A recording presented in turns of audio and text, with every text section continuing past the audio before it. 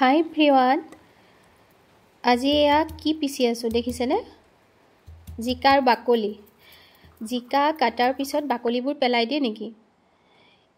আসলতে ইমান ধুনিয়া টেষ্টি এখন চাটনি হৈ যায় পাকঘৰত থকা কেইটামান বস্তুৰে আহকচোন মই কেনেকৈ এটা বিশেষ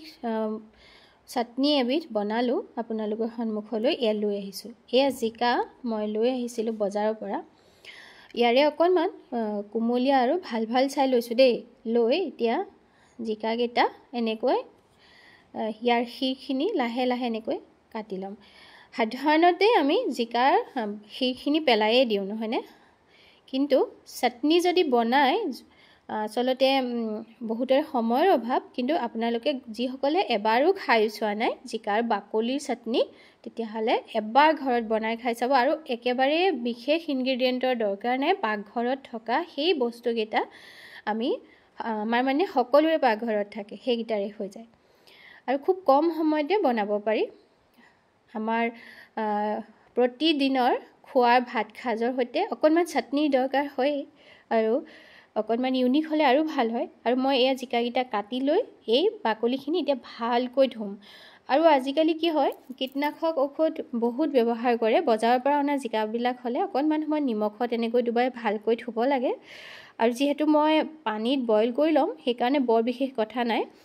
অলপ হলেওটো সেই কীটনাশক ঔষধৰ জালটো যাব আৰু পৰাপক্ষত ঘৰুৱা জিকা হলেটো আৰু কথাই নাই দেই আৰু এইখিনি 5 মিনিট মান সময় পুৰা উতলাই জিকাখিনি কোমল কৰি লম জিকাখিনি নহয় একচুয়ালি জিকাৰ বাকলিখিনি দেই আৰু আপোনালোকে মোক জনাবচোন কমেন্টত আপোনালোকে খাইনে বাৰু এনেকে আৰু মোৰ আগৰ ভিডিও গিটাত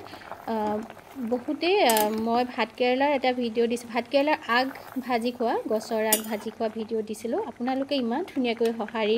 দিছে আৰু বহুতে কৈছে মই খাও বুলি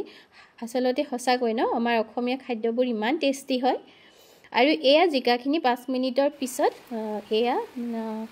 মই লৈ লৈছো আসলতে আজি কি হল জানেনে কাৰেন্ট নাই আমাৰ এলেকাটোত কাটি থৈ দিছে কাৰেন্টটো কি হল জানো মিক্সিত পিছিলে মিনিটতে হৈ যায় আৰু বেছি সফ্টও হৈ যায় সফ্ট মানে বেছি মিহিও হৈ যায় কিন্তু পটাটো কম নহয় দেই আগৰ দিনৰ আইতা ককাহতে কিন্তু পটাত পিছা চাটনিকন ইমান ধুনিয়াকৈ বনাইছিল সেই চাটনিকনৰ সোৱাদ পিছে মিক্সিয়ে লব নোৱাৰে কিন্তু দেই আজি কিন্তু মই ভাবিলো ভগৱানে হয়তো মোক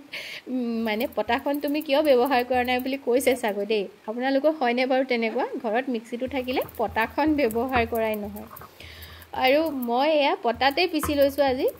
কিন্তু বাকলিখিনি পেলাই দিব নোৱাৰো দেই মই মাজতে দুবাৰ মান এনেকৈ বনাই খাইছিলো অলপ বেলেগ ধৰণে আজিও অকনমান বেলেগ ধৰণে আনিছো আপোনালোকৰ সন্মুখলৈ চাটনিটো ইমান ভাল লাগিছে খাই আৰু এয়া এনেকৈ মিহিকৈ পিছি লম একেবাৰে মানে পিছিবলৈ অসুবিধা নাই কাৰণ বইল কৰাৰ পিছত খুব কোমল হৈ যায় জিকাৰ বাকলিখিনি কিন্তু কেঁচাতে কিন্তু বৰ টান নালাগে নে বাৰু আৰু এনেকৈ দুই ভাগ এনেকৈ পিছি ললো তাৰ পিছতে এয়া নহৰু কেইটামান লৈ লৈছো আৰু হে কেঁচা জলকীয়া মানে পকা দেই কেঁচা হলেওটো কথা নাই একেই হেয়াও মই পিছি লম বহুত বেছি মিহি কৰিব দৰকাৰ নাই যেহেতু নেক্সট স্টেপটোত ইয়াৰ আৰু অলপ কাম আছে কেৱল বইল কৰি জাস্ট পিছিহে লৈছো আৰু ইয়াতে মই নহৰু নহয় সৰি পিয়াজ বা আদা মই একো ব্যৱহাৰ নকৰো আপোনালোকে দিব পাৰে ইচ্ছা কৰিলে মই এনেকৈ খাই গমন বেছি ভাল পাওঁ চাটনিটো আৰু এতিয়া কেৰাহীত মাষ্টাৰ্ড অইল দিলো দি লৈ তাতে এক কালজিৰা কালঞ্জি ফুটিবলৈ দিছো দেই দি লৈ ইয়াতে মই এতিয়া নিমখ অকনমান এড কৰি দিছো বৰ বিশেষ প্ৰথমতে নিমখ এড কৰা নাই কাৰণ বেছিও হৈ যাব পাৰে চাটনি হয় যেহেতু বহুত বেছি নহয় আমাৰ নহয়নে আৰু এইখিনি যিখিনি নহৰু আৰু জলকীয়া পেষ্ট সেইখিনি দি দিলো আৰু সিজনত যদি ধনিয়া পাত থাকে নহয় ইয়া দি দিলে খাবলৈ সোৱাদ হয় মোৰ অৱশ্যে ধনিয়া পাত নাছিল বাৰু কিন্তু নিদিলেও খুব বেছি টেষ্ট হয় এই চাটনিকনৰ এটা সুকীয়া সোৱাদ আছে আৰু এনেকৈ জুই ফ্লেমটো বহুত বঢ়াব দৰকাৰ নাই অকনমান মিডিয়াম কৰি ৰাখি ইয়াতে অকনমান স্লাইট মানে হালধি এড কৰি দিছো কিছুমানে ভাবে নিদিও বুলি নিদিলেও কথা নাই কিন্তু দিলে কিন্তু এটা এক্সট্ৰা টেষ্ট হয় আৰু এয়া দি দিছো জানে নেকি নাৰিকলৰ গুৰি হেতু কিন্তু অপচনেল দেই মোৰ ঘৰত শুকান নাৰিকলৰ গুৰি প্ৰায়ে থাকে যিকোনো সুইট বনোৱাৰ কাৰণে মোৰ আনি থৈ থাকে বা কেঁচা নাৰিকলো আপোনালোকে দিব পাৰে খালি মানে ভাজোতে অকণমান বেছি সময় লাগিব আৰু মোৰ এয়া শুকান গুড়ি আছিলে দি দিলোঁ আৰু এইটো অপশ্যনেল এইটো আকৌ মই দিছোঁ এইকাৰণে খেজুৰ হয় দেখিছেনে অকণমান মানে মিঠা ভাৱ এটা আহিবলৈ বহুত মিঠাও নহয় অলপ মানে জ্বলা নিমখীয়া মিঠা এনেকুৱা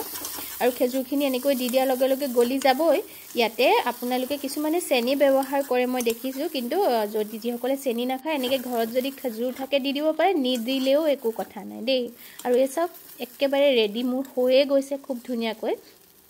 গৰম গৰম ভাতৰ সৈতে কেৱল ইয়াৰ চাটনিকণৰ সৈতে মই খাবলৈও কিন্তু বহুত বেছি সোৱাদ হয় আপোনালোকে ঘৰত এবাৰ বনাই চাব আৰু যিসকলে নতুনকৈ মোৰ ভিডিঅ'বোৰ চাই আছে আৰু মোক ইমান সমৰ্থন জনাইছে তেখেতসকলক মই অনুৰোধ কৰিছোঁ ছাবস্ক্ৰাইব কৰি ল'বলৈ নাপাহৰিব দেই আৰু যদি ভাল লাগে কমেণ্ট কৰিব আৰু লাইক কৰি মোক অনুপ্ৰাণিত কৰিব আৰু কেনেকুৱা পালে নিশ্চয় জনাব খাইনে নাই সেয়াও জনাব আৰু মই আন এটা নতুন ৰেচিপি লৈ অহাৰ প্ৰতিশ্ৰুতিৰে এয়া আপোনালোকৰ পৰা আজি বিদায় লৈছোঁ বহুত ধন্যবাদ আৰু আপোনালোকৰ দিনটো শুভ হওক